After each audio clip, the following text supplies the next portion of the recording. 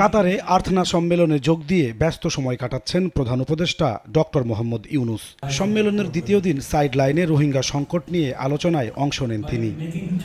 কাতার charity ফাউন্ডেশনের প্রধান নির্বাহী দেশটির আমিরের বোন শেখ হিন্দা বিনতে হামাদ আল থানির আয়োজনে অংশ নেন গাম্বিয়ার পররাষ্ট্রমন্ত্রী সহ ঊর্ধ্বতন কর্মকর্তারা। প্রধান অতিথির বক্তব্যে ডক্টর মোহাম্মদ ইউনূস বলেন, রোহিঙ্গা সংকট শুধু মানবিক সমস্যা নয়, সামাজিক, অর্থনৈতিক, রাজনৈতিক এবং পরিবেশগত বহুমাত্রিক চ্যালেঞ্জ রয়েছে। শরণার্থী হিসেবে দীর্ঘ অবস্থান রোহিঙ্গাদের হতাশা বাড়াচ্ছে, ফলে নানা রকম অপরাধমূলক কর্মকাণ্ডে জড়াচ্ছেন তারা। দ্রুত প্রত্যাবাসন না হলে এই সংকট পুরো অঞ্চলকে অস্থিতিশীল করে তুলবে বলে শঙ্কা প্রকাশ করেন প্রধান উপদেষ্টা।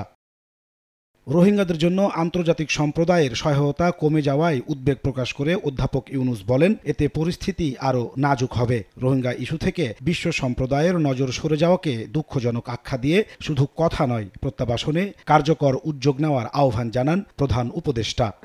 পরে প্রধান উপদেষ্টার প্রেস সচিব বৈঠককে সফল আখ্যা দিয়ে বলেন, ভুলে যাওয়া রোহিঙ্গা ইস্যুকে নতুন করে আন্তর্জাতিক পর্যায়ে আলোচনায় নিতে তৎপরতা চালাচ্ছেন ডক্টর মোহাম্মদ ইউনূস। রোহিঙ্গা ক্রাইসিসটা গ্লোবাল যে ডিসকাশনের ম্যাপের থেকে আসলে দূরে চলে গিয়েছিল। এতগুলো লোক সাফার করছে, এটা গ্লোবাল পৃথিবীর মানে একটা বড় রকমের একটা হিউম্যানিটেরিয়ান ক্রাইসিস।